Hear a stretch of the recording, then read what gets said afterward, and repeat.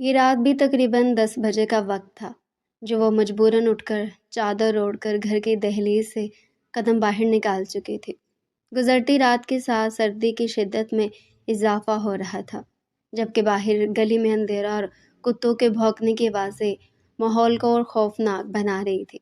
وہ ایسی ہی تھی، بزدل۔ وہ تو کبھی دن کے اجالے میں بھی اکیلی باہر نہیں جاتی تھی، اور کجا اس وقت اسے رات میں گھر سے باہر نکلنا پڑا۔ وجہ صرف یہ تھی کہ دادی کی بگڑتی ہوئی طبیعت کو نہیں دیکھ سکتی تھی۔ اسے خوف آ رہا تھا۔ کچھ دیر دادی کے کہنے پر اس نے انتظار کیا اور پھر مجبوراً اٹھ کر گلی میں آ گئی۔ اس کا رخ اپنے تایا کے گھر کے جانب تھا۔ اسے معلوم نہیں تھا کہ تایا گھر میں موجود ہے یا نہیں، لیکن وہ ان کے گھر جا کر کسی کو بھی مدد کے لیے بلانا چاہتی تھی تاکہ دادی کو ہسپتال لے کر جائیں۔ انہیں ایک بار کھانسی کا ایسا دورہ پڑتا کہ وہ کافی دیر تک کھانستے ہی رہتی ہیں۔ ان کی طبیعت آج کافی حد تک بگڑی ہوئی تھی۔ یہ سردیوں کی آمد تھی اور کچھ موسم کا بھی اثر تھا۔ کمزوری اور لاغر وجود انہیں مزید بیماریوں کا شکار کر رہا تھا۔ تایا کا گھر قریب تھا۔ گھر میں داخل ہوتے اسے گہری خاموشی کا احساس ہوا۔ ارد گرد کے کمروں میں اس نے جھانک کر دیکھا، لیکن کمروں میں کوئی بھی نہیں تھا۔ شاید گھر خالی پڑا تھا۔ تبھی اس نے کچن کا رخ کیا اور حسب معمول چندہ بھی کچن میں کھانا بنا رہی تھی۔ چندہ بھی ان کی کافی پرانی ملازمت تھی۔ السلام علیکم، اس نے نرمی سے انہیں مخاطب کیا۔ وعلیکم السلام بیٹا، اندر آؤ، انہوں نے نرم لہجے میں جواب دیتے ہوئے اسے اندر بلایا۔ جب وہ دبے قدموں سے چلتے ہوئے ان کے قریب آ گئی۔ تایا اور دائی جان کدھر ہیں؟ رشیدہ بیگم کے بھانجے کی مائیوں کا فنکشن ہے، اسی لیے وہ لوگ تو وہیں چلے گئے۔ خیریت تھی؟ چندہ بھی نے نرم لہجے میں پوچھا تو وہ جو پریشان چہرہ لیے انہیں دیکھ رہی تھی، انہیں دادی کی خراب طبیعت کے متعلق بتانے لگی۔ دی جان کی طبیعت کافی خراب ہے، میں بس تایا جان کو بلانے آئی تھی۔ اس کے پاس موبائل بھی نہیں تھا کہ وہ اپنے تایا کو کال کر لیتی، اور اس وقت تایا کے علاوہ اسے اور کوئی راستہ نظر نہیں آ رہا تھا جنہیں وہ مدد کے لیے بلاتی۔ اور اس کے لیے پریشان کن بات یہ تھی کہ تایا بھی گھر پر نہیں تھے۔ آپ ایسا کریں، دامل میاں کمرے میں سو رہے ہیں، آپ ان کے پاس چلی جائیں۔ اس نے حیرت سے چندہ بھی کو دیکھا۔ اس کی پریشانی کا ایک حل تو نکل آیا تھا۔ دامل، آپ پلیز انہیں جگا دیں گی؟ چندہ بھی، اس نے خوفزدہ نظروں سے چندہ بھی کو دیکھتے ہوئے کہا، اور چندہ بھی اچھی طرح جانتی تھی کہ وہ دامل سے کس قدر خوفزدہ رہتی ہیں۔ ہوتی بھی کیوں نہ، سوئے ہوئے دامل کو جگانا سوئے ہوئے شیر کو جگانے کے مترادف تھا۔ اس نے سختی سے اپنے ماں باپ کو بھی کہہ دیا تھا کہ وہ شادی میں جانے کا ارادہ نہیں رکھتا، اس لیے اسے ڈسٹرب نہ کیا جائے۔ آفس ورک ختم کرنے کے بعد وہ کمرے میں آ کر لیٹ گیا، اور چندہ بھی اب اس کے لیے کھانا بنا کر رکھے جا رہی تھی تاکہ وہ جب بھی اٹھے کھانا کھا لے۔ بیٹا، آپ جانتی ہیں کہ دامل بابا کس قدر غصے کے تیز ہے۔ آپ انہیں خود ہی بڑی بیگم کی بیماری کے بارے میں بتا دیں تو شاید وہ نرمی سے پیش آئیں۔ حسب معمول چندہ بھی اسے جگانے سے خوفزدہ تھی۔ پرسوچ نظروں سے چندہ بھی کو دیکھتے ہوئے وہ پلٹ کر دامل کے کمرے میں جانے لگی۔ اسے دادی کے لیے دامل کو جگانا تھا، اسے ہر حال میں اپنی مدد کے لیے لے کر جانا تھا، ورنہ دادی کی طبیعت اگر زیادہ بگڑ جاتی تو زیادہ خطرہ بن جاتا۔ نرمی سے دامل کے کمرے کا دروازہ کھول کر اس نے اندر جھانکا، جب وہ جہازی سائڈ بیڈ پر چت لیٹا گہری نیند میں ڈوبا ہوا تھا۔ ایک پل کے لیے اس کے دل میں خوف نے دستک دی۔ وہ اچھی طرح جانتی تھی کہ اگر وہ اسے اٹھا دے گی تو اس کا انجام کیا ہوگا، لیکن ضروری تھا، دادی کی طبیعت بگڑتی جا رہی تھی۔ اسے دادی کا احساس چین نہیں لینے دے رہا تھا۔ کافی دیر ہو چکی تھی وہ گھر سے آئی تھی اور ان کے پاس کوئی نہیں تھا۔ جلدی سے آگے بڑھتے ہوئے اس نے دامل کو آواز دی، دامل پلیز اٹھیں، دی جان کی طبیعت کافی خراب ہے۔ اس نے نرمی سے اس کے کندھے پر ہاتھ رکھا۔ جب اس کے وجود میں کوئی ہب نہ ہوئی تو دامل اس نے تھوڑا سا کندھا ہلایا، لیکن وہ ویسی گہری نیند میں سویا رہا۔ وہ اچھی طرح جانتی تھی کہ دامل کی نیند کس قدر پکی ہے۔ دامل پلیز اٹھ جائیں، دی جان کی طبیعت کافی خراب ہے، اس بار اس نے سختی سے کہا۔ جب مقابل کے وجود میں ہلکی سی جنبش ہوئی، بدمزگی سے تھوڑی سی خمار آلود نظروں کو کھول کر اس نے سامنے کھڑی ماہم کی جانب دیکھا اور پھر کروٹ بدل دی۔ اس کی ایک نظر میں بھی یہی وارننگ تھی کہ اب اسے دوبارہ ڈسٹرب نہ کیا جائے۔ نہ جانے اس کے دل میں کیا آئی جب اس نے سائڈ ٹیبل پر پڑا ہوا جگ اٹھا کر اس کے منہ پر انڈھیل دیا۔ یہ غصہ تھا یا جذبات، لیکن اس کی اچانک کی گئی حرکت کا ریاکشن بہت خطرناک ہو سکتا تھا، اسی لیے وہ خوف سے 2 قدم پیچھے ہٹتے اسے دیکھنے لگی۔ جب وہ غصے میں اٹھ کر اسے حیرانگی بھری نظروں سے دیکھ رہا تھا، تمہاری اتنی ہمت! ایک چھلانگ لگا کر بیڈ سے اترتے ہوئے وہ اس کے قریب آ گیا، جبکہ وہ خوف سے پیلی پڑتی دیوار کے ساتھ جا لگی۔ اس سے پہلے کہ وہ ہاتھ بڑھا کر اس کی گردن مروڑ دیتا، جب اس نے روتے ہوئے اس کے سامنے ہاتھ باندھ دیے۔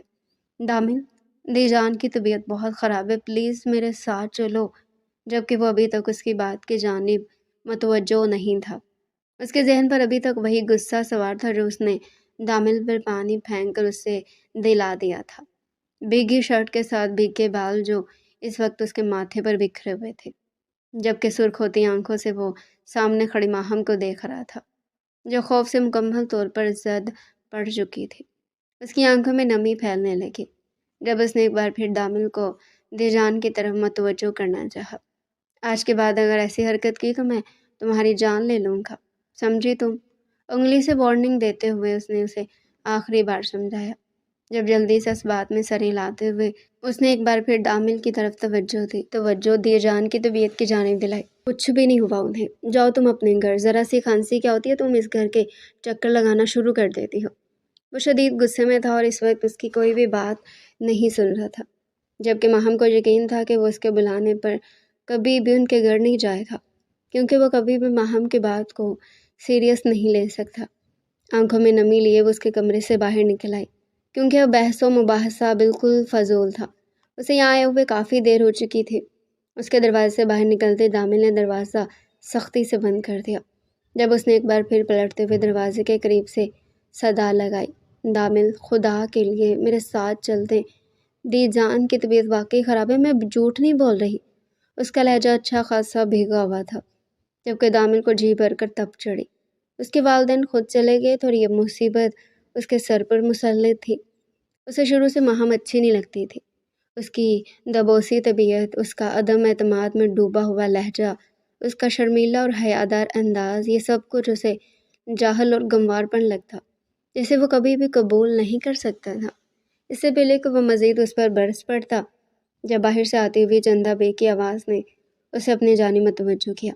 دامل بابا، دروازہ کھولیں، گلی میں ایمبولینس آ چکی ہے، بڑی بی بی جی کی طبیعت کافی خراب ہے۔ اس نے کچھ دیر پہلے نذیر چچا سے کہا تھا کہ دادی کو ہسپتال چھوڑائیں اور انہوں نے ہی شاید ایمبولینس کو کال کی تھی۔ وہ جلدی سے بھاگتے ہوئے باہر کی جانے پڑی، جبکہ دامل کو اپنی غلطی کا احساس ہوا تھا۔ شاید دی جان کی طبیعت واقعی خراب تھی اور وہ ان کی جانب سے اس لڑکی کی نفرت میں اس نے دی جان کو بھی فراموش کر دیا۔ ویسا کبھی بھی نہیں کرتا تھا۔ دی جان میں اس کی جان بستی تھی، لیکن اس لڑکی کی خاطر وہ سب کو اگنور کر سکتا تھا۔ چندہ بی کے منہ سے یہ خبر سن کر وہ ایک پل میں ہی وہاں سے نکل کر دی جان کے پاس چلی گئی۔ وہ جانتی تھی کہ دامل اس کے بلانے پر نہیں آئے گا، کوئی بھی اس کی مدد کرنے کے لیے تیار نہیں تھا، جبکہ دامل جلدی سے شرٹ تبدیل کرتے ہوئے باہر آیا۔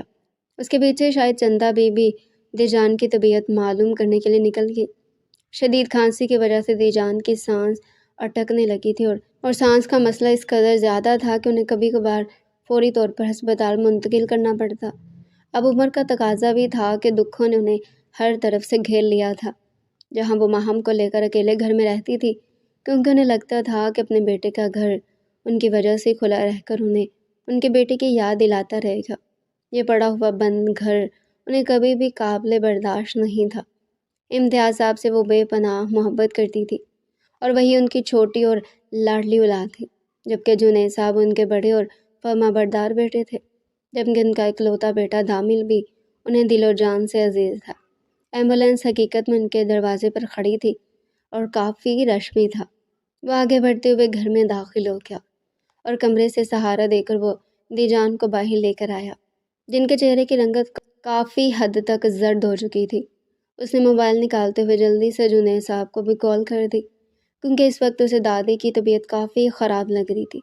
جلدی سے انہیں اس میں ڈالتے ہوئے وہ قریبی ہسپتال لے کر چلا گیا، جبکہ پورا راستہ ماہم کے آنسو نہیں رکے۔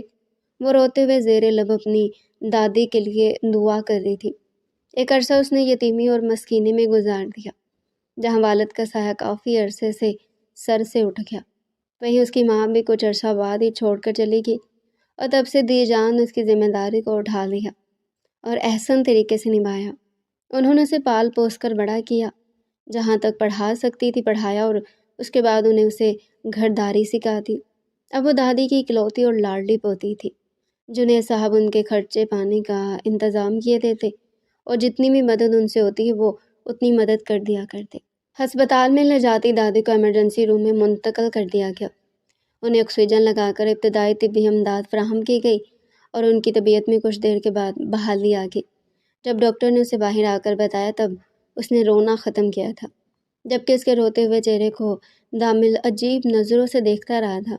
اسے یقین نہیں آتا تھا کہ یہ لڑکی کس قدر ڈرامائی ہو سکتی ہے، جو کسی کے دکھ پر بھی رو دیتی ہو، جو کسی کی خوشی میں بھی مسکرا دیتی ہو، جسے جو دے دیا جاتا اسے اپنا نصیب سمجھ کر قبول کر لیتی، جس کے اندر ضد اور انا جیسی کوئی چیز نہیں ہو سکتی۔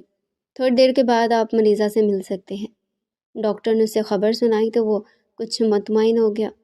کچھ دیر کے بعد اسے کمرے میں منتقل کر دیا گیا، جبکہ ماہم سب سے پہلے شکرانے کے نفل ادا کرنے چلی گئی۔ یہ اس کی عادت تھی کہ کوئی بھی کام بطریق احسن اگر سر انجام دے دیا جاتا تو وہ سب سے پہلے شکرانے کے نوافل ادا کیا کرتی۔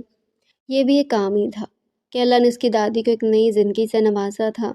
اس وقت اس کی جو حالت تھی اس نے بالکل ہی امید اتار دی تھی، لیکن اللہ نے ابھی موت کو اس سے دور رکھا اور انہیں ایک نئی اور خوبصورت زندگی عطا کی، اور ان کی یہ زندگی ماہم کے لیے بھی ایک نعمت خداوندی تھی۔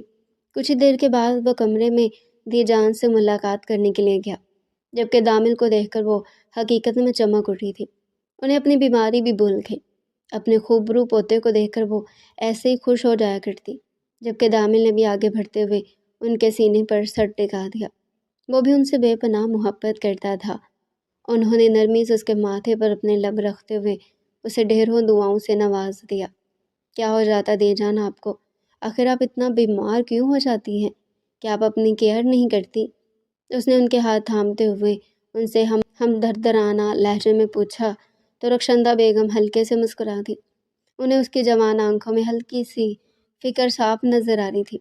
ایسا نہیں ہے میرے لال، اب عمر کا تقاضا اور شاید کسی روز اسی طرح چل بسوں۔ آپ کو کچھ زیادہ ہی چلتی ہے ہم سے بچھڑنے کی، پلیز ایسی باتیں مت کیا کریں، اس نے لاڈ سے کہا۔ تو دی جان نرمی سے مسکرا دی۔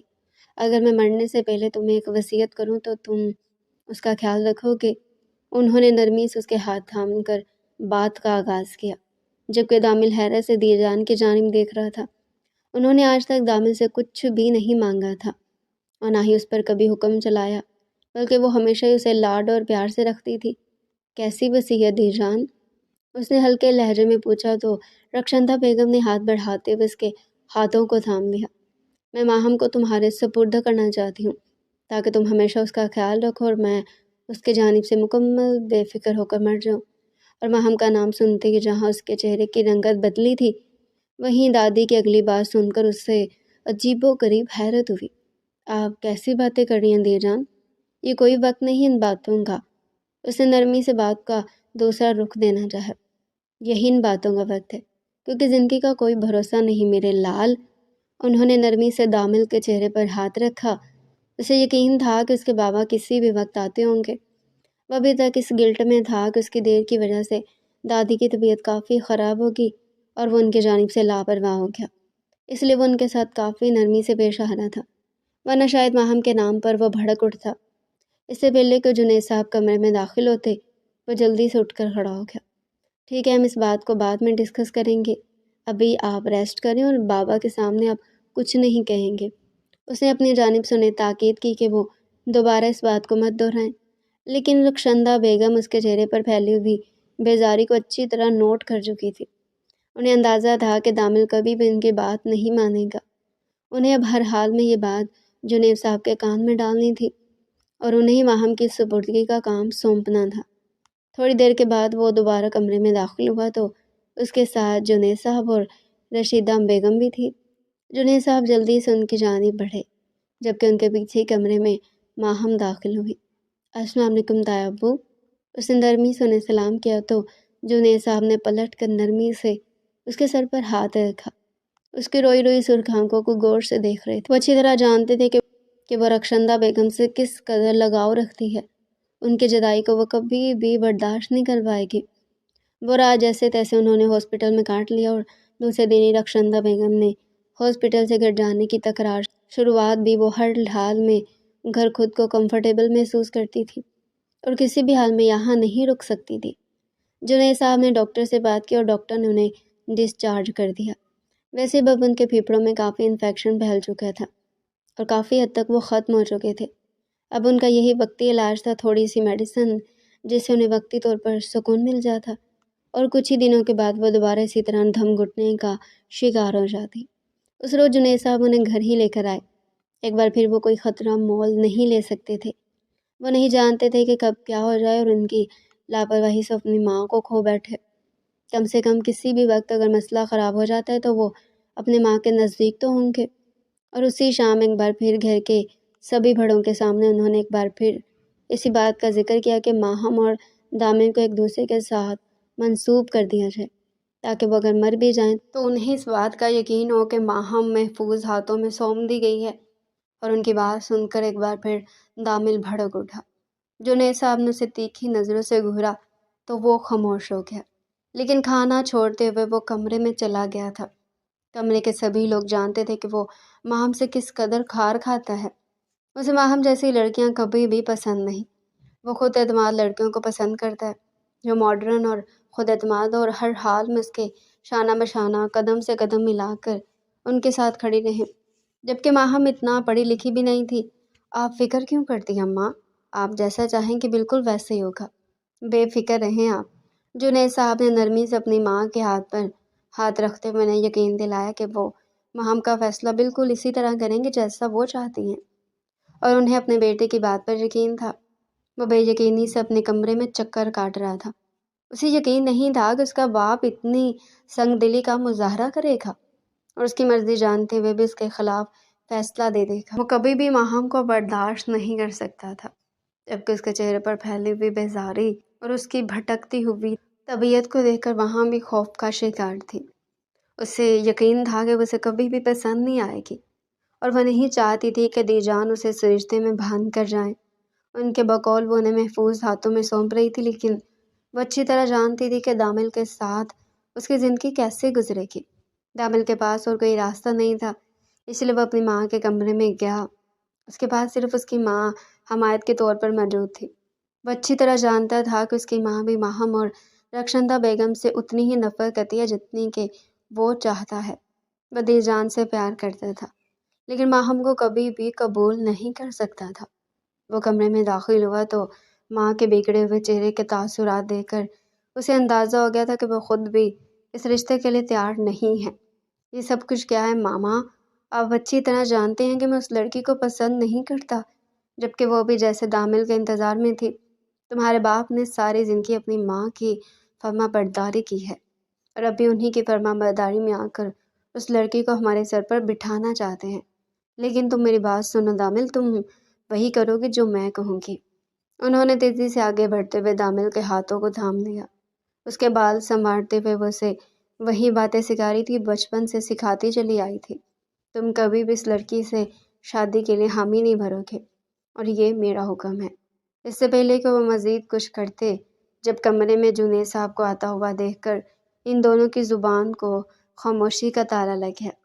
مجھے بہت افسوس ہے تمہاری تربیت پر رشیدہ بیگم۔ میں نہیں جانتا تھا کہ تم میرے بیٹے کی رگوں میں یہ زہر انڈیل رہی ہو۔ انہوں نے آتی رشیدہ بیگم کو لتاڑ دیا۔ انہیں اندازہ تھا کہ وہ ان کے بیٹے کی تربیت ٹھیک طریقے سے نہیں کر پائی، لیکن آج سب کچھ وہ اپنی آنکھوں سے دیکھ اور کانوں سے سن رہے تھے۔ جبکہ رشیدہ بیگم اس سے پہلے کہ ان کے سامنے بھڑکتی ہوئی ان کے گلے پڑ جاتی، جب دامل نے آگے بڑھتے ہوئے انہیں تھام لیا۔ بابا، یہ میرا فیصلہ ہے، میں کبھی بھی اس لڑکی سے شادی نہیں کروں گا، چاہے پھر دی جان مرے یا جی ہیں۔ اس سے پہلے کہ اس کی بات مکمل ہوتی جب جنید خان کا پھڑکتا ہوا ہاتھ اس کے گال کو سن کر گیا۔ اور یہ میرا فیصلہ ہے کہ اگر تم ماہم سے نکاح نہیں کرو گے تو میں تمہیں اپنی جائیداد سے آگ کر دوں گا، انہوں نے کہہ دیا، اور وہ سن کھڑا انہیں دیکھتا رہا۔ وہ اچھی طرح جانتا تھا کہ اس کا باپ وہ سب کچھ کر سکتا ہے جس کا ذکر وہ اپنی زبان سے کرے۔ اگر وہ یہ سب کچھ کہہ رہا تھا تو کوئی بیت نہیں تھی کہ وہ یہ سب کچھ کر گزر تھا۔ میں آپ کا بیٹا ہوں بابا، ماہم آپ کی اولاد نہیں جس کی خاطر آپ یہ سلوک مجھ سے کر رہے ہیں۔ اس کا لہجہ پہلے کی نسبت اب نرم تھا، جبکہ وہ دکھ بھری نظروں سے اپنے باپ کو دیکھ رہا تھا۔ ماہم بھی میری ہی اولاد ہے، میں اس لڑکی کو اچھی طرح جانتا ہوں، کیا کمی ہے اس میں بیٹا؟ ایسی عورتیں تمہاری نسلوں کو سنوار دیں گی، نہ کہ گھر میں وہ عورت لے کر آؤ جو کل تمہاری اولاد کو تمہارے ماں باپ کے خلاف کھڑا کر دے۔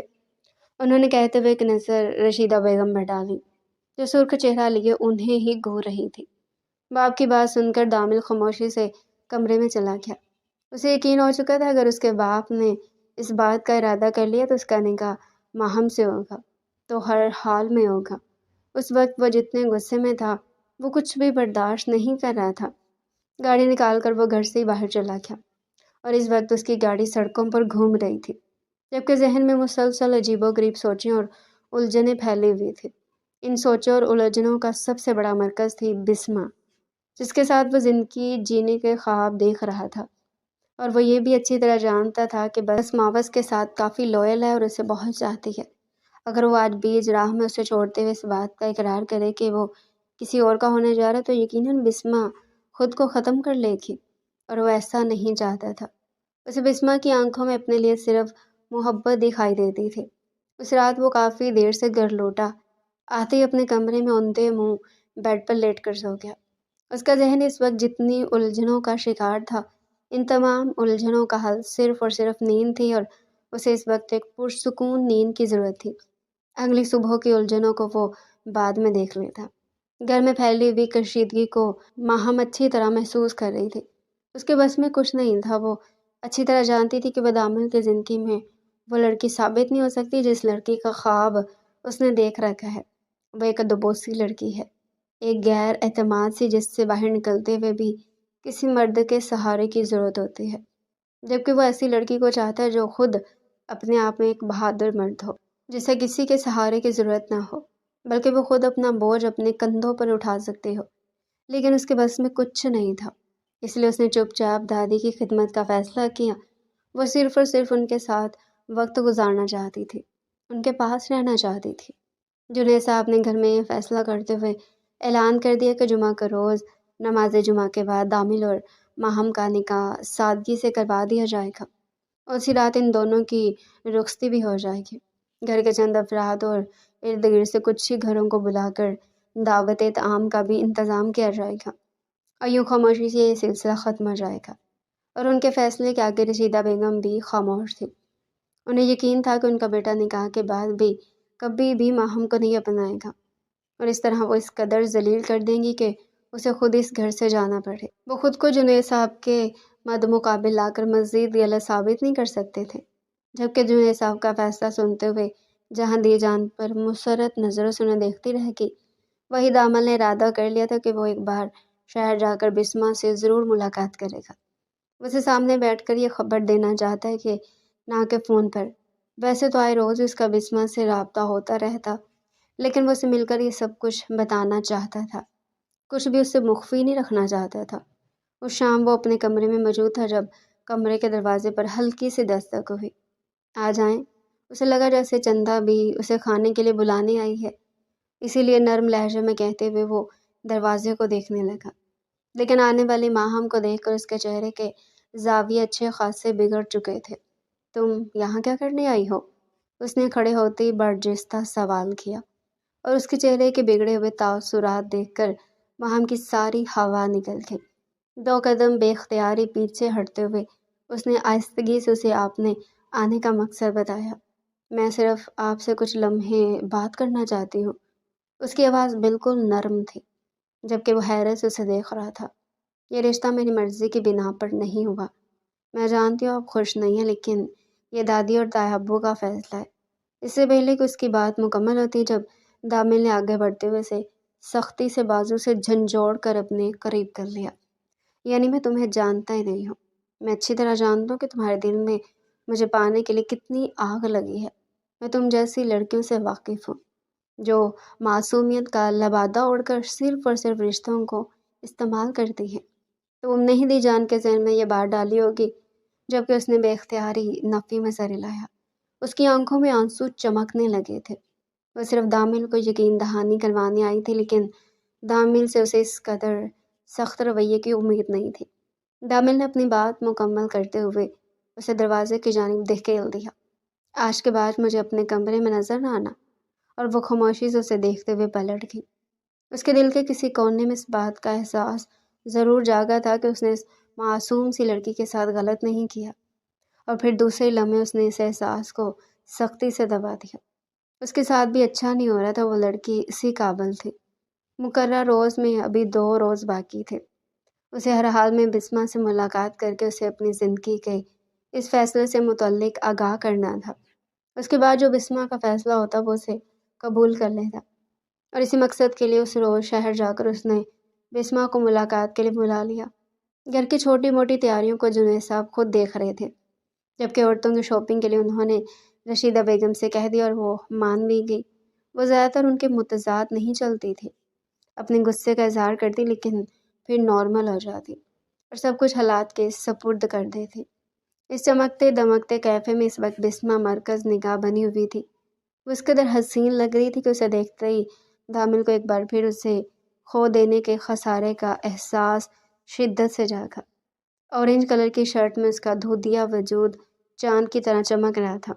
کھلے بالوں میں کرل ڈال کر اس نے کندھے پر گرا ہوا تھا۔ مجھے اندازہ نہیں تھا کہ تم دوبارہ اتنی جلدی شہر آ جاؤ گے۔ عمومی طور پر وہ ہفتے میں ایک بار ہی یہاں آ پاتا تھا، اسی لیے بسمہ کا حیران ہونا بھی بجا تھا۔ میں تم سے بہت ضروری بات کرنے آیا بسمہ، اور میری اس بات کو توجہ اور غور سے سننا، پلیز کوئی ریاکٹ مت کرنا، اس نے کہہ دیا، اور بسمہ نے حیرت سے اسے دیکھا۔ کون سی بات؟ اس کے چہرے پر سنجیدگی دیکھ کر بسمہ کو بھی سنجیدہ ہونا پڑا۔ جمعہ کے دن میرا نکاح ہے، اس نے کسی بھی طرح کی تمہید باندھے بغیر ہی بات کا آغاز کیا، اور وہ اسے دیکھتی رہی۔ انوائٹ کرنے آئے ہو؟ اس کے چہرے پر طلاق مسکراہٹ تھی، جبکہ آنکھوں میں گہرا طنز۔ یہ صرف میری دادی اور بابا۔ اسے بیلے کی وضاحت دیتے ہوئے اپنی بات کو مکمل کرتا جب بسمہ اس کے سامنے اٹھ کھڑی ہوئی۔ جسٹ شٹ اپ، اس نے اس قدر تیزی سے دہاڑتے ہوئے اپنا ہاتھ ٹیبل پر دے مارا کہ ارد گرد بیٹھے لوگ بھی بے اختیار ان کے جانب متوجہ ہو گئے، جبکہ دامل کا چہرہ بے اختیار سرخ ہوا تھا۔ وہ بسمہ سے اس قدر سخت رویے کی امید نہیں کر رہا تھا۔ بیٹھ جاؤ بسمہ، کول ڈاؤن، میں تمہیں ساری بات بتاتا ہوں۔ تم کیا سمجھتے تھے کہ مجھے اندازہ نہیں ہے؟ مجھے پہلے سے اندازہ تھا۔ حویلی کے جاہل اور گنوار لوگ جنہیں پہلے اندازہ نہیں ہوتا کہ اس کے باپ اور دادی یا واٹ ایور کوئی بھی اس رشتے کے لیے نہیں مانے گا، محبت کی پینگیں چڑھاتے ہیں اور پھر اسے اتار کر زمین پر پھینک دیتے ہیں۔ اب تم اپنی مجبوری کا رونا رونے آئے ہو تو مائی فٹ، میں لعنت بھیجتی ہوں تم پر، تمہاری رسومات پر، اور تمہارے سارے رشتوں پر۔ اور دامل کا رنگ بے یقینی سے بدل گیا۔ اگر تم کسی کی اصلیت کو دیکھنا چاہتے ہو تو اپنے سامنے اسے غصے میں لے کر آؤ۔ غصے کی حالت میں وہ تمہارے لیے وہی الفاظ نکالے گا جو الفاظ وہ تمہارے بارے میں سوچتا ہے۔ اور شاید بسمہ کے ساتھ بھی ایسا ہی ہوا تھا۔ شاید غصے میں اس نے وہ باتیں کہہ دی جو اس کے دل میں دامل کے حوالے سے تھی، جبکہ دامل ابھی بھی بے یقینی سے اسے دیکھ رہا تھا۔ بیگ اٹھاتے ہوئے وہ وہاں سے 1 منٹ سے پہلے ہی غائب ہو گئی، جبکہ باقی ارد گرد بیٹھے لوگ بھی اپنے کام کی طرف متوجہ ہو گئے۔ اس قدر شدید ذلت کا احساس اسے گھیر رہا تھا کہ اس کا بس نہیں چل رہا تھا، وہ اٹھ کر سارے کیفے کو تباہ کر دیتا۔ وہ ابھی بھی سرخ آنکھوں سے اسی راستے کو گھور رہا تھا جس راستے سے وہ ابھی واپس گئی تھی۔ اسے یقین نہیں تھا کہ وہ لڑکی اس کے ساتھ یہ سب کچھ کر سکتی ہے، جس لڑکی کی خاطر وہ اپنے باپ کے مد مقابل کھڑا ہو گیا۔ وہ آج اسے گموار کہتے ہوئے اس کے رشتوں اور اس کے رواجوں پر لعنت بھیج کر چلے گئے۔ کیا یہ تھی اس کی ماڈرن محبت؟ ایک پل کے لیے یہ احساس شدت سے اس کے دل میں جاگا، اور دوسری پل اس احساس کی نفی کرتے ہوئے وہ گاڑی لے کر نکل گیا۔ اسے یقین تھا کہ بس ماں اب اس کی کوئی بات نہیں سنے گی۔ وہ جس قدر غصے میں تھی، اس کے ساتھ بات کرنا بیکار تھا۔ اگلی شام اس کا وہاں سے نکاح تھا۔ بے دلی سے تیار ہوتے ہوئے وہ باہر آ گیا۔ گھر میں اچھی خاصی سجاوٹ ہو چکی تھی، اور جنید صاحب نے سب کچھ اپنی مرضی سے ڈیکوریٹ کروایا تھا۔ انہوں نے سادگی میں بھی کسی چیز کی کمی نہیں رکھی تھی۔ آخر دامل ان کا اکلوتا بیٹا تھا، جبکہ دوسری جانب پارلر والی نے اسے ایک دم پری بنا دیا۔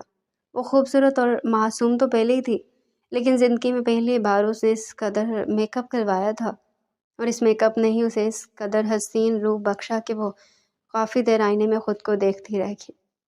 آف وائٹ کلر کے قمیض اور شرارے میں وہ اس قدر حسین لگ رہی تھی کہ کسی کا بھی دل دھڑکا سکتی تھی، لیکن شاید مقابل کو اس کے حسین روپ سے بھی کوئی مطلب نہیں تھا۔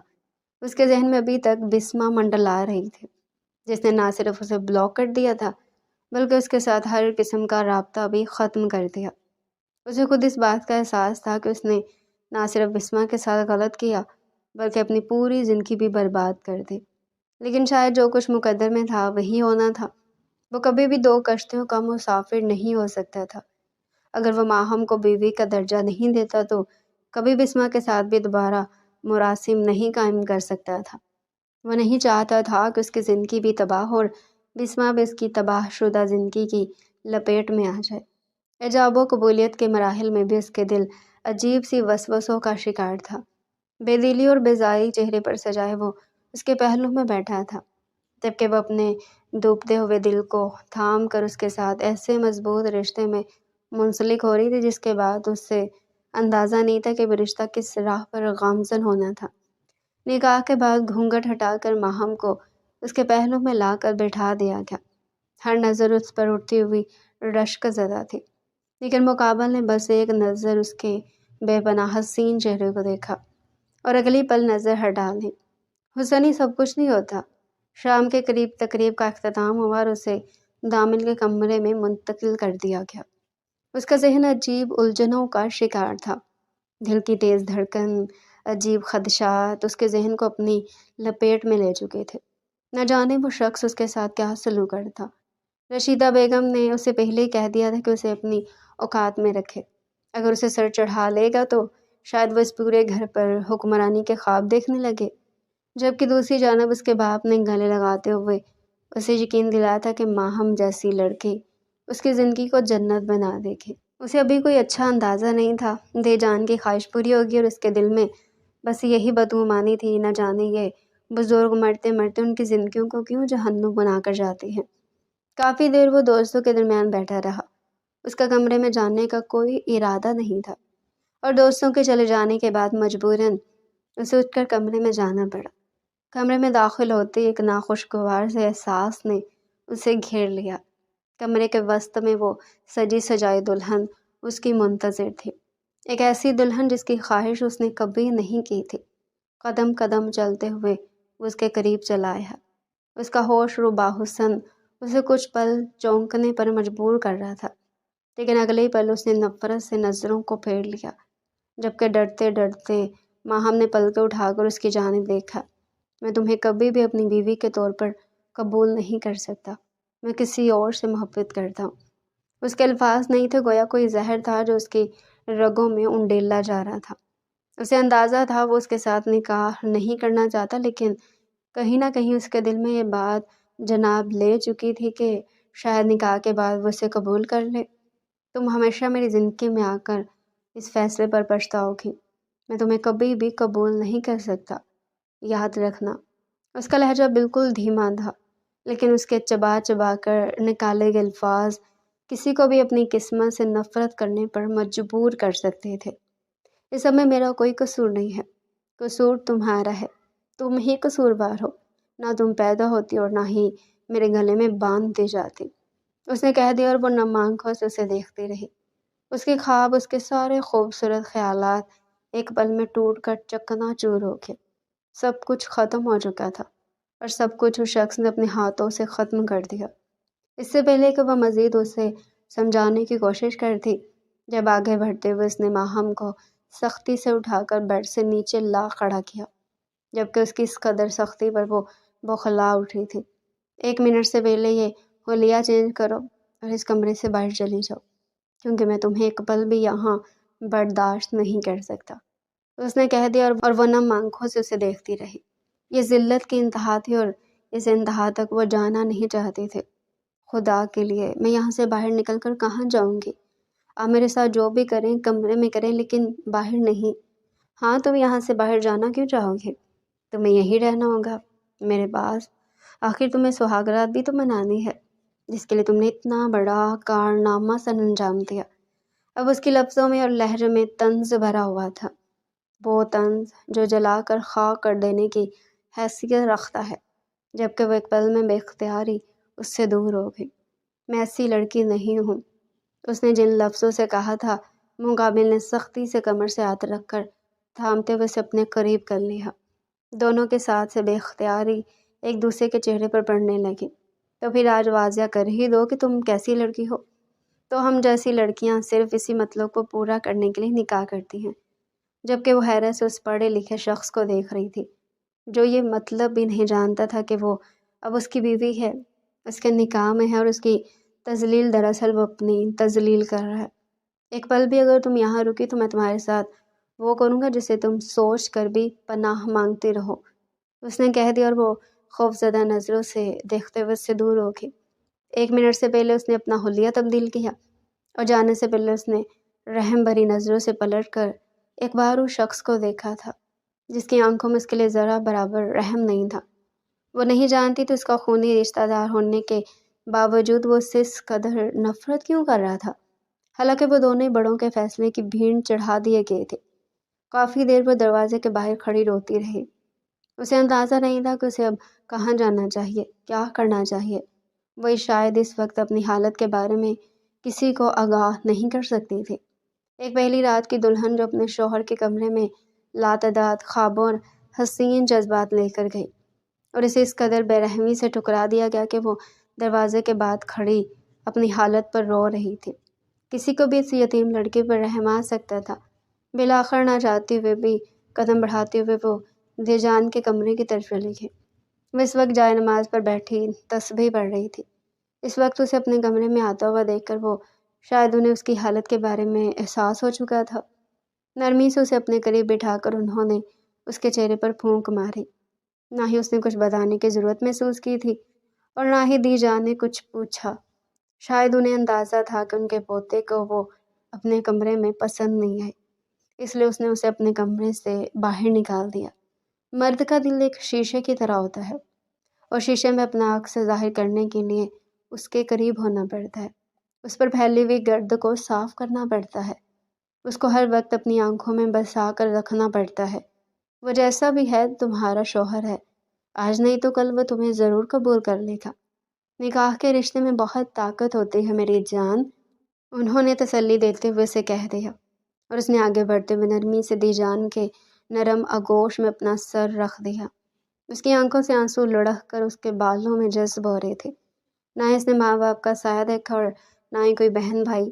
دیجان بھی آئے روز بیمار رہتی تھی، اور آج جس شخص کے ساتھ وہ اتنے مضبوط رشتے میں بندھی تھی، اس نے بھی اسے دھتکارتے ہوئے کمرے سے نکال دیا۔ اس نے کبھی اس زندگی کے بارے میں تصور بھی نہیں کیا تھا جو زندگی اسے میسر تھی۔ دیجان نے نرمی سے اس کے بالوں کو سہلانا شروع کر دیا، اور وہ وہیں آنکھیں موندتی چلی گئی۔ وہ رات قیامت خیز تھی۔ اس رات اس نے خود کو کافی بے سکون کیا، لیکن وہ نہیں جانتی تھی کہ اگلی صبح اس سے زیادہ ہنگامہ خیز ہوگی۔ وہ صبح اٹھی تو یہ خبر اس کی منتظر تھی کہ دادی اس کا ساتھ چھوڑ کر ہمیشہ کے لیے چلی گئی۔ سب سے پہلے اٹھتے ہوئے اس نے دیجان کو پکارا، لیکن آج وہ اپنے بستر سے نہیں اٹھ پائی۔ شاید وہ بھی یہیں تک اس کا ساتھ نبھا سکتی تھی۔ ان میں بھی اتنی سخت نہیں تھی کہ وہ تا دیر اس کے ساتھ قائم رہتی، اس کے دکھ سکھ سنتی، انہیں اپنی نرم آغوش سے پرسکون کرتی۔ اس لیے خاموشی سے دوسرے جہان جاتے ہوئے انہوں نے اسے سپرد خدا کر دیا۔ اس روز وہ چیخ چیخ کر روئی۔ اس کے دل کا درد اس قدر گہرا تھا کہ وہ آنسوؤں سے کم ہی نہیں ہو رہا تھا۔ وہ اس قدر شدت سے رو رہی تھی کہ اسے دیکھ کر دیکھنے والوں کی آنکھیں بھی آنسوؤں سے لب لب ہو جاتے ہیں۔ اس صبح دامل کو شدت سے احساس ہوا تھا کہ اس نے دیجان جیسا رشتہ صرف اپنے جذبات میں آ کر کھو دیا۔ وہ جانتا تھا کہ دیجان کبھی بھی اسے دوبارہ اپنے کمرے میں اس حالت میں آتا ہوا برداشت نہیں کر پائیں گے۔ ایک پل کے لیے خیال اس کے ذہن کو چھو کر گزرا تھا، لیکن دوسرے ہی پل اپنی نفرت میں اس نے یہ احساس گنوا دیا۔ وہ ایک رات کی دلہن تھی جس کا حال اس قدر بے حال تھا کہ وہ دلاسوں پر بھی سنبھل نہیں پا رہی تھی۔ جنید صاحب نے نرمی سے اسے تھامتے ہوئے اپنے سینے سے لگا لیا، اس کے سر پر بوسہ دیتے ہوئے وہ اسے تسلی دے رہے تھے، لیکن تسلیاں تو شاید دیجان کے ساتھ ہی ختم ہو چکی تھی۔ دی جان کی تدفین کرتے ہوئے وہ ان کی قبر کے قریب بیٹھ گیا۔ اس نے چاہا کہ وہ ان سے معافی طلب کرے، انہیں یقین دلائے کہ وہ آج کے بعد ان کی پوتی کا خیال رکھے گا، لیکن چاہنے کے باوجود وہ یہ نہیں کر پایا اور پھر خاموشی سے اٹھ کر واپسی کے لیے قدم بڑھا لے گیا۔ زبردستی مسلط کیے جانے والے رشتے ہمارے گلے میں پڑے ہوئے ڈھول کی طرح ہوتے ہیں جنہیں ہر حال میں بجانا پڑتا ہے، لیکن بجاتے ہوئے وہ اکثر سر درد بن جاتے ہیں۔ وہ ہمارے لیے بے سکون ہی بن جاتے ہیں، لیکن انہیں بجانا ہماری مجبوری ہوتا ہے تاکہ ہمارے ارد گرد موجود لوگ لطف اندوز ہو پائیں۔ آج بھی اس کے ذہن کے کونوں میں بسمہ کا خیال جانگتا تو وہ بے سکون ہو جاتا۔ اس رات وہ اس کمرے میں نہیں آئے، وہ دی جان کے کمرے میں سوئی۔ شاید اس نے وہ تکلف ہی گوا دیا تھا جس تکلف کی وجہ سے وہ اس شخص کے قریب جانے کی کوشش کرتی تھی۔ اسے اب ضرورت نہیں تھی اسے نرمی کی بھیک مانگنے کی۔ اگر اس رات وہ اسے قبول کر لیتا تو شاید دی جان اس کی خوشیاں دیکھنے کے لیے کچھ مزید جی لیتی، لیکن اس شخص کی ضد نے انہیں جیتے جی مار دیا۔ اگلے گزرنے والے دن بس چپ چاپ ہی سرکتے چلے گئے۔ نہ ہی اس نے ماہم کی جانب قدم بڑھائے اور نہ ہی ماہم نے خود اس کی جانب پیش رفت کی۔ وہ شخص کو ایک بے بنیاد رشتے کی طرح اگنور کر رہی تھی۔ شاید وہ ایک بار پھر اپنی تذلیل نہیں چاہتی تھی۔ رشیدہ بیگم نے اسے گھر کا سارا کام کروانا شروع کر دیا۔ ان کے ہلکے پھلکے طنز بھی وہ خاموشی سے برداشت کر لیتی۔ اسے برا نہیں لگتا، اس کا تایا اس پر جان مارتا اور اس رشتے کی خاطر سب برداشت کر سکتی تھی۔ اس روز ایک بار پھر وہ شہر میں بسمہ سے ملاقات کرنے کے لیے چلا گیا۔ نہ جانے کیوں دل کی دھڑکن میں اب بھی اس کا نام تھا۔ وہ ایک بار مل کر اسے راضی کرنا چاہتا تھا۔ اب تو دادی بھی اس دنیا میں نہیں رہی تھی جس کی خاطر اس نے یہ رشتہ کیا تھا۔ اب اگر بسمہ اس بات پر اٹک جاتی تو وہ چاہتا تھا وہ اسے یہاں لے کر آئے اور اس کے ساتھ وہ پھر نکاح کر لیں۔ یہ فیصلہ اس کے دل کا فیصلہ تھا اور یہ فیصلہ اس نے سوچ سمجھ کر کیا تھا۔ اس روز وہ ڈائریکٹ بسمہ کے گھر چلا گیا۔ دل کے ہاتھوں مجبور ہو کر وہ ایک بار بسمہ کے والد سے بات کر لینا چاہتا تھا۔ ملازمہ اسے لاؤنج میں بٹھا کر چلی گئی۔ اسے بتایا کہ کاشف صاحب آتے ہی ہیں، آپ انتظار کیجیے۔ کچھ ہی دیر کے بعد بسمہ کے والد نیچے تشریف لائے۔ وہ نہایت باادب ہو کر ان سے ملا اور کچھ ہی دیر کے بعد اس نے اپنا مدعا ان کے سامنے بیان کر دیا۔ میں بسمہ کے ساتھ نکاح کرنا چاہتا ہوں۔ ہم دونوں ایک دوسرے کو پسند کرتے ہیں۔ اور وہ حیرت سے بے یقینی سے اسے دیکھتے رہے۔ وہ آج اس نیت سے آیا تھا کہ وہ انہیں قائل کر کے جائے گا، اسی لیے ان کے قریب بیٹھتے ہوئے اس نے سعادت مندی سے ان کے ہاتھ پر اپنا ہاتھ رکھ دیا۔ میں آپ کو اس بات کا حلف دیتا ہوں کہ میں آپ کی بیٹی کو ہمیشہ خوش رکھوں گا۔ میں اسے کبھی بھی کسی شکایت کا موقع نہیں دوں گا، لیکن میں بسمہ کو تھامنا چاہتا ہوں۔ میں جانتا ہوں وہ بھی مجھ سے بے حد محبت کرتی ہے۔ جب کاشف صاحب اسے حیرت سے دیکھ رہی تھی، وہ اچھا خاصا تربیت یافتہ پڑھا لکھا نوجوان معلوم ہو رہا تھا۔ اس کا لہجہ بھی کافی شائستہ تھا، لیکن انہیں حیرت اس بات کی تھی کہ اسے معلوم نہیں تھا کہ بسمہ کی منگنی ہو چکی ہے۔ برخوردار، شاید تم غلط فہمی کی بنا پر آئے ہو۔ بسمہ کی منگنی آج سے 2 سال پہلے بیرون ملک مقیم میری بہن کے بیٹے سے ہو چکی ہے۔ اور وہ حیرت اور بے یقینی سے ان لوگوں کو دیکھتا رہا۔ ایسا کیسے ہو سکتا تھا؟ وہ کافی عرصے سے بسمہ کے ساتھ تھا۔ اگر وہ منگنی کر چکی تھی تو وہ اسے ضرور بتاتے۔ انکل، آپ جھوٹ بول رہے ہیں، بسمہ ایسا نہیں کر سکتی۔ جبکہ کاشف نے ملازمہ کو بلا کر بسمہ کو نیچے لانے کا حکم دیا۔ اس غلط فہمی کو شخص کے سامنے کلیئر کر دینے کی رضامندی اس شخص کے ساتھ نکاح کرنے میں تھی، تو وہ اپنی بیٹی کے ساتھ زبردستی نہیں کر سکتے تھے، کیونکہ انہیں معلوم تھا زبردستی کے رشتے اکثر دیر پا نہیں ہوتے۔ کچھ ہی دیر کے بعد بسمہ نیچے آ گئی۔ وہ بے قرار نظروں سے بسمہ کو دیکھتا رہا۔ آج کتنا عرصہ ہو چکا تھا اسے بسمہ کو دیکھے ہوئے۔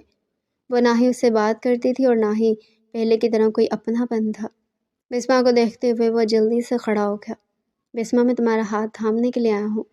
میں نے انکل سے بات کر لی ہے، تم انہیں بتاؤ کہ ہم ایک دوسرے سے محبت کرتے ہیں۔ تم مجھے پسند کرتی ہو۔ وہ بے بس اور بے قراری سے اس کے سامنے بھیک مانگ رہا تھا، بالکل اسی طرح جس طرح اس رات وہ لڑکی اس سے التجا کر رہی تھی کہ اسے کمرے سے مت نکالا جائے۔ صرف ایک پل کے لیے اس کی التجا کرتی ہوئی نظریں اس کی نظروں کے سامنے دوڑ گئی۔ اس نے سختی سے اپنے ذہن میں ابھرتا ہوا یہ خیال جھٹلا دیا، کون ہو تم؟ میں تمہیں نہیں جانتی۔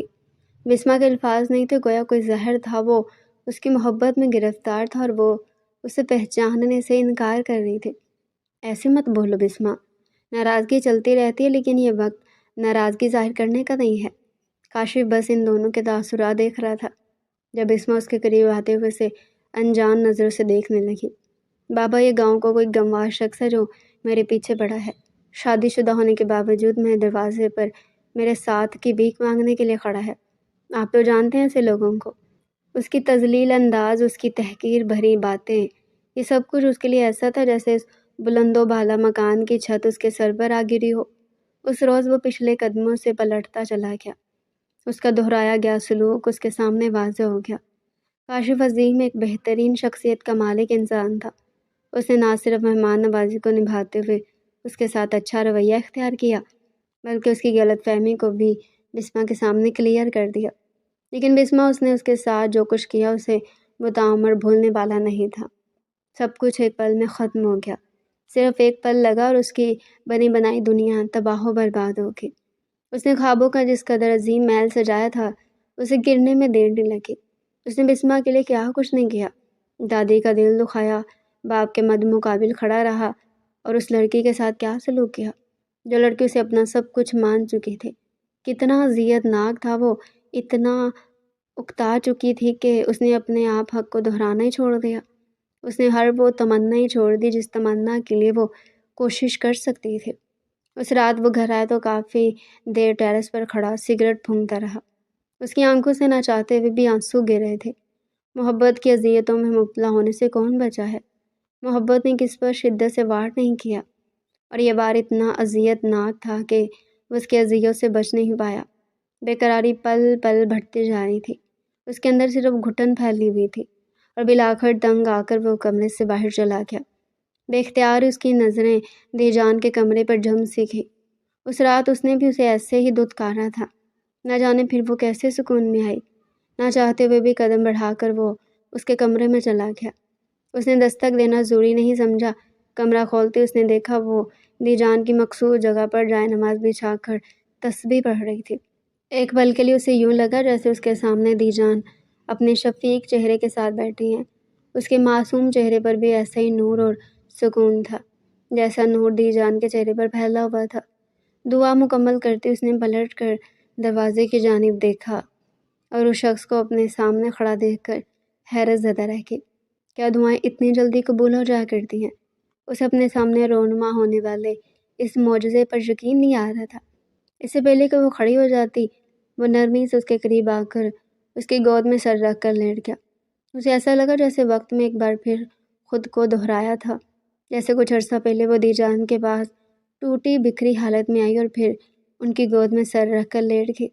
اس نے کچھ بھی نہیں پوچھا تھا، بس اس کی آنکھوں میں پھیلی ہوئی نمی اور اس کے سرخ چہرے کو دیکھ کر ہی اسے اندازہ ہو گیا کہ وہ وہی اذیت جھیل کر آیا جو اذیت اس نے جھیلی تھی، یا پھر شاید اس کی اذیت اس سے کئی گنا زیادہ تھی۔